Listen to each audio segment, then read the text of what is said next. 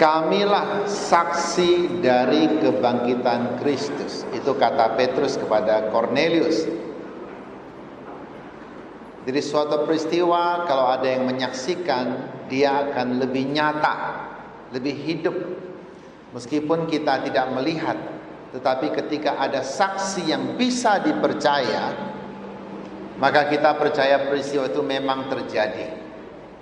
Cuma sayangnya ada banyak saksi palsu. Ada banyak orang yang merendahkan dirinya. Ini bukan tanda yang baik. Artinya martabatnya sebenarnya baik, tetapi dia merusak martabatnya dengan merendahkan dirinya, membuat kesaksian palsu. Kita lihat ada banyak sekali dalam dunia politik terutama. Tidak sedikit orang yang demi kepentingan pribadi memberikan kesaksian yang palsu. Petrus memberikan kesaksian. Kita lihat Petrus orang yang bagaimana. Pertama, dia orang yang kasar. Pekerjaannya kasar. Perilakunya juga kasar. Dia gampang sekali emosi, gampang sekali membuat pernyataan, meskipun kemudian dia menyesal. Satu kali dia mengatakan pada Yesus, Tuhan, meskipun orang-orang lain meninggalkan engkau, kalau engkau menderita, kalau engkau diserang musuhmu, aku sekali-kali tidak akan melakukannya. Tapi ternyata kita lihat dia menyangkal Yesus. Orang bertanya, engkau kan murid orang itu? Oh bukan. Jangan sembarang ngomong, bahaya ini. Jangan bikin hoax. Tapi waktu itu belum ada hoax. Tapi apa yang terjadi? Dia melanggar janjinya. Dia lari, dia bersembunyi, dia ketakutan. Bersama dengan murid yang lain, mereka bersembunyi di satu rumah, mereka ketakutan. Tapi kemudian ketika Roh Kudus datang, mereka menjadi orang-orang yang berani. Berani bersaksi, bahkan berani mati. Kita melihat ini bukan sembarang orang. Orang yang berani mati artinya dia berani mempertahankan martabatnya. Daripada saya sendiri yang merendahkan martabat saya, lebih baik saya mati saja. Apa gunanya hidup tapi tidak bermartabat? Maka ini orang yang bermartabat. Maka ketika dia memberikan kesaksian, Kornelius adalah seorang pejabat. Dia memberikan kesaksian kepada seorang pejabat. Maka kesaksiannya adalah kuat, bisa dipertanggungjawabkan. Mengapa dia memberikan kesaksian pada Kornelius, kepada seorang pejabat? Sebab jika seorang pejabat percaya, maka dia juga bisa mempengaruhi rakyat. Ini penting. Maka kenapa kita orang Katolik perlu kita mengambil bagian di dalam pemerintahan? Perlu. Biasanya orang Katolik menghindar jauh-jauh, ataupun sudah masuk mungkin juga tidak mendapat banyak kesempatan untuk naik pangkat, karena kita minoritas. Itu adalah tanda-tanda tidak sehat. Tapi seorang Katolik harus ikut mengambil bagian juga di dalam pemerintahan. Terkadang kita mengeluh, kita kurang diperhatikan. Lalu di mana sumbangsi kita? Di mana andil kita di dalam pemerintahan? Kalau ada kesempatan, silakan mengikuti. Dan tentu saja orang Katolik yang lain, mari kita mendukung juga. Nah, terkadang sudah ada orang Katolik mau mengambil bagian, tapi orang Katolik yang lain tidak mendukung. Ini juga masalah. Tapi supaya didukung, tentu harus mempunyai integritas yang tinggi, martabat yang bisa dipercaya, dipertanggungjawabkan. Baru orang mendukung. Nah, masalahnya kadang-kadang orang Katolik juga kurang berprestasi, perilaku kurang baik juga.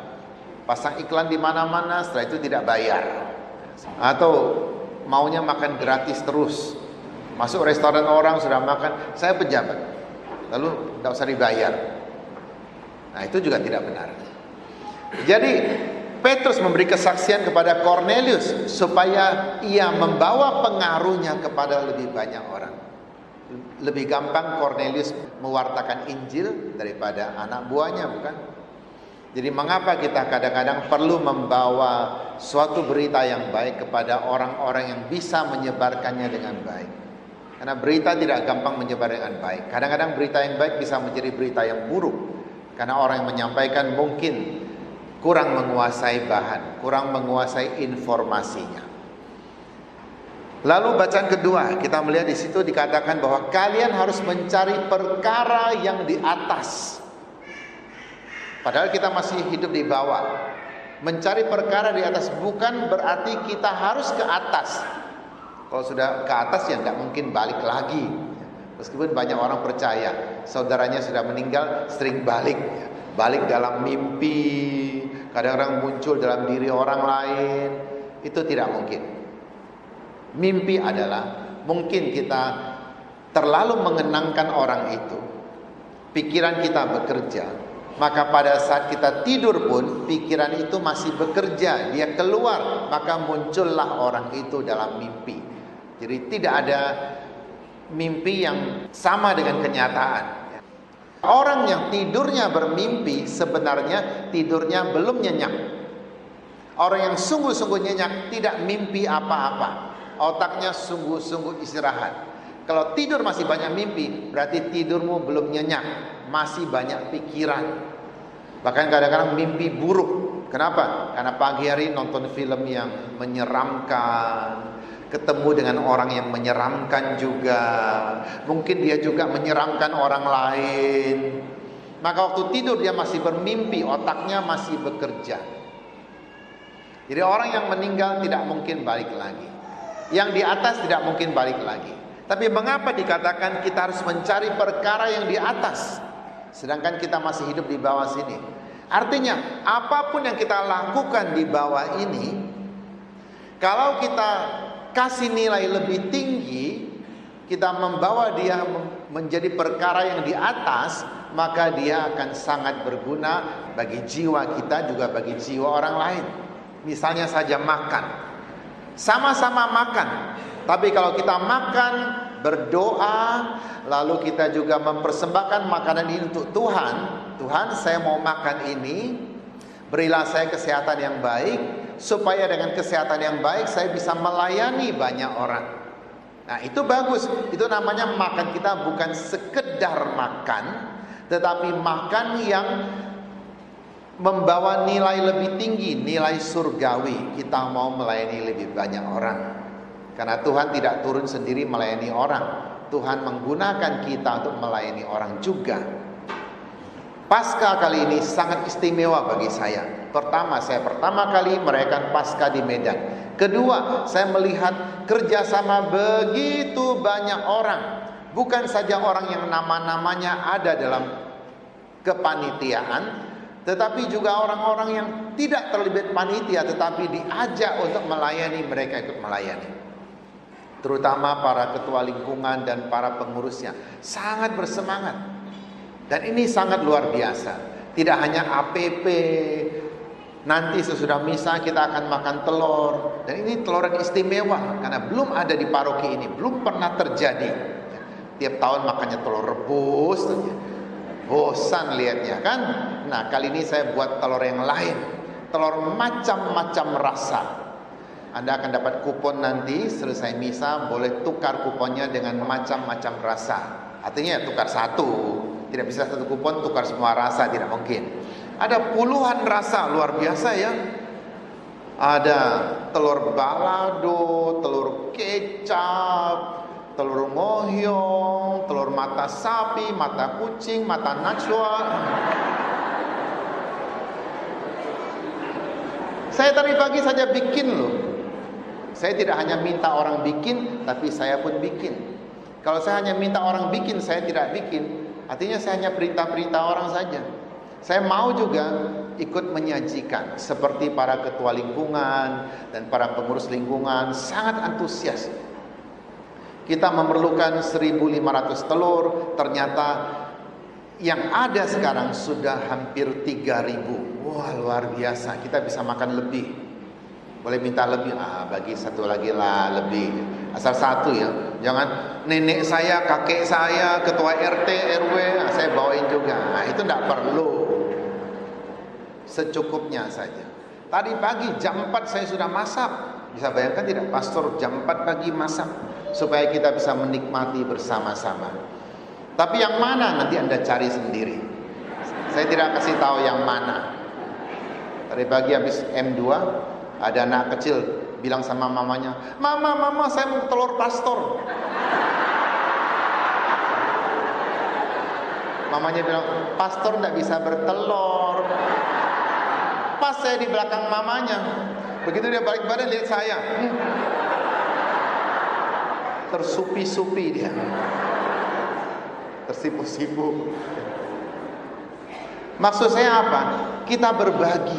Saya senang sekali karena umat Kristus Raja sudah mulai pintar berbagi. Moga-moga tahun depan lebih pintar berbagi lagi. Saya berharap.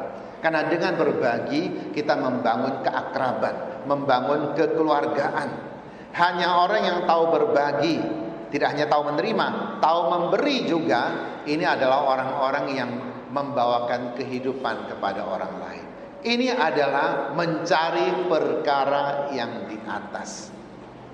Anda mendidik anak juga. Semua orang juga mendidik anak, tetapi mendidik anak supaya dia mempunyai Tuhan, dia segan kepada Tuhan, dia juga mau membuat Tuhan senang. Ini adalah mencari perkara yang di atas. Kalau kita hanya ke gereja misa saja, bagus. Tapi kalau kita bisa ikut melayani, maka ini sudah mencari perkara yang di atas. Tapi tidak semua orang gampang melayani, masuk ke dalam pelayanan. Tidak semua orang gampang. Ada yang malu, ada yang mungkin waktunya tidak cukup. Maka saya pikir apa? Kita perlu mengajak orang untuk melayani. Jadi Bapak Ibu yang sudah melayani, mari kita ajak teman-teman kita. Saya ingat akan satu nasihat yang bagus dari Ubi, ada di belakang orangnya. Ubi ini bukan sejenis makanan, bukan yang tumbuh di bawah tanah, itu bukan. Ini ubi manusia. Ajaib ya. Dia memberikan saya satu trik yang bagus. Bukan trik, mungkin tips yang bagus ya.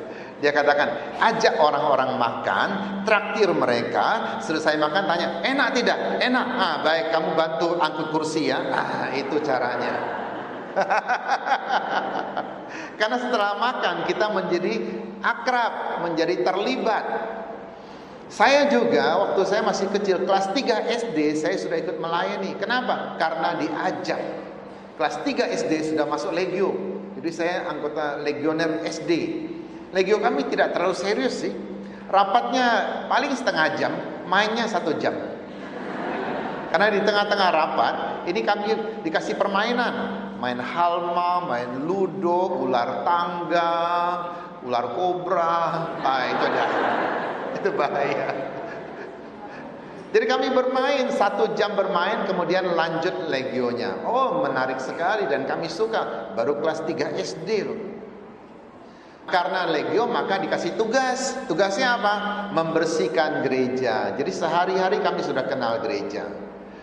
Lalu melayani altar sebagai putra altar. Kami senang sekali. Gereja 5.30 misa, jam 5 sudah depan pagar. Kadang-kadang tidak sabar manjat masuk ke dalam. Bayangkan. Karena apa? Karena diajak. Kalau tidak pernah diajak, kita hanya menjadi anak-anak yang ya setiap hari kelihatan sibuk. Tapi sibuk apa? Sibuk main game saja. Tidak ada banyak bantunya.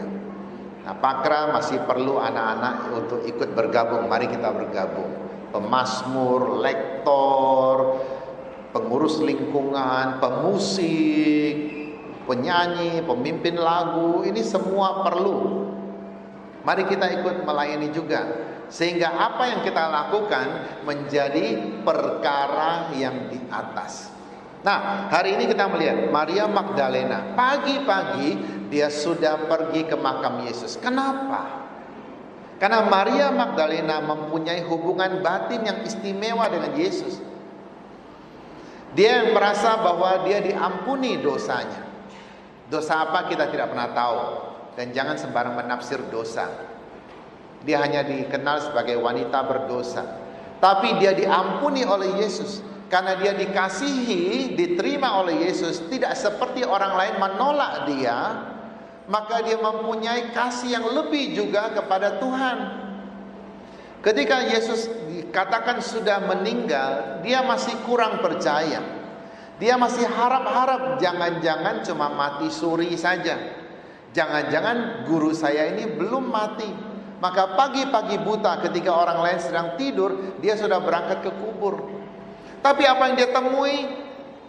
Pintu kubur sudah terbuka, batu sudah tergeser, jadi tidak ada lagi batu yang menutup. Artinya kuburannya juga sudah kosong. Dia melihat dan dia melapor kepada murid-murid. Di antara 11 murid itu hanya 2 yang mencari tahu. Mencari tahu ini penting. Jangan asal percaya, juga jangan asal tidak mau percaya. Ada orang ngomong apa saja dia tidak percaya. Itu juga tidak baik. Tapi yang baik adalah saya menyelidiki apakah berita yang saya dengar pantas dipercaya. Maka 2 murid ini berlari ke kuburan. Yang satu sudah tua, yang satu masih muda.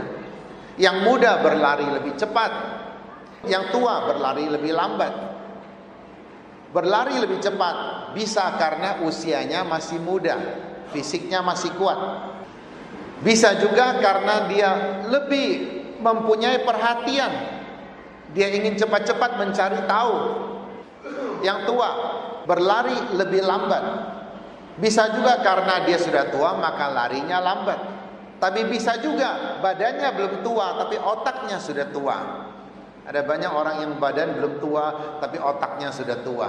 Artinya diajak kegiatan apa juga, andaklah capek. Nah, itu otaknya sudah tua. Tapi kadang-kadang ada orang sudah tua, kalau mau dikatakan muda gampang loh. Umur 50 sudah tua katanya.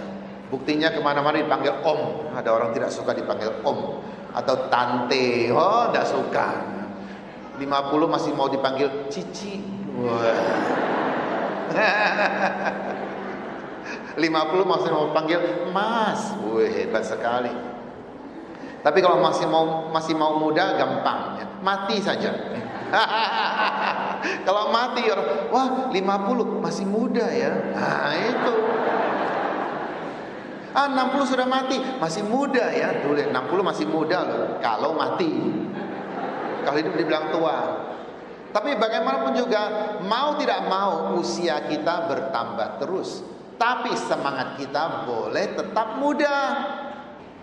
Tiap Sabtu ada satu presidium yang rapat legio di ruang makan di samping itu. Saya melihat ini orang-orang senior. Secara fisik mereka lemah, tapi mereka bersemangat sekali setiap Sabtu loh. Itu artinya apa? Semangatnya masih muda. Petrus, dia ini berlari lebih lambat. Nah, sampai di situ apa yang terjadi? Murid yang satu lagi, murid itu sudah sampai, dia melihat ke dalam kubur, tapi dia tidak masuk, hanya melihat ke dalam saja. Kenapa? Dia tunggu bosnya datang. Karena Petrus adalah pemimpin para rasul. Meskipun mungkin Petrus di mata teman-temannya kurang menarik, apalagi dia emosian. Lihat, orang emosian ini kurang menarik. Kadang-kadang ada banyak orang berpikir saya emosi maka orang perhatikan saya. Orang perhatikan tapi dengan tidak senang. Kalau kita baik hati orang perhatikan juga tapi orang senang. Petrus juga bukan orang yang terlalu disukai. Tetapi bagaimanapun juga yang muda ini menghormati yang tua. Sudah sampai dia tidak masuk dalam kubur, dia tunggu. Nah, ketika yang tua sudah sampai, yang tua dipersilakan masuk. Dan dia melihat apa yang terjadi. Memang kain kafan sudah tergulung, gurunya sudah tidak ada. Dan tidak dikatakan bahwa Petrus percaya, tapi kita yakin dia percaya. Dari kesaksian dia kepada Cornelius tadi, kita yakin dia percaya. Nah, yang muda ini setelah melihat dia menjadi percaya. Sehari-hari ada banyak hal terjadi sekeliling kita. Kita kadang-kadang mencari mujizat yang aneh-aneh. Tetapi sebenarnya setiap hari ada banyak kebaikan. Itulah mujizat yang bisa kita lihat dengan nyata, yang tidak perlu kita cari-cari. Kadang-kadang di 1-2 negara ada tempat-tempat penampakan mujizat-mujizat. Ada orang ke sana untuk melihat. Ke sana tidak mungkin semua orang karena perlu banyak biaya. Hanya orang-orang yang punya uang lebih yang bisa ke sana. Tapi setelah melihat mujizat di tempat yang jauh itu, apakah orang berubah? Nggak ada gunanya juga kalau tidak berubah. Berubah menjadi lebih baik maksud saya. Tapi sehari-hari kita melihat banyak mujizat di sekitar kita. Orang-orang yang keras hati bisa merendahkan diri, bisa memaafkan orang. Orang-orang yang sebelumnya sombong, dia bisa turun ke bawah untuk melayani orang. Inilah mujizat yang kadang-kadang kita susah mengubahnya. Ada orang yang sifatnya buruk, kita marahi dia, kita takut-takuti dia, kita sindir apalagi, nggak kena-kena. Tapi ketika Tuhan menyentuh hatinya, dia bisa berubah total menjadi seorang yang lain, yang berkenan kepada Tuhan dan kepada sesama. Inilah mujizat. Semoga kita mampu belajar seperti Petrus dan teman-temannya, menjadi saksi kebangkitan Kristus dan mewartakannya, menempuh satu hidup yang baru, hidup yang tidak lagi ketakutan, hidup yang bukan lagi dalam kubur. Kubur itu apa? Apa yang kita kuburkan biasanya? Pertama, jenazah tentu saja.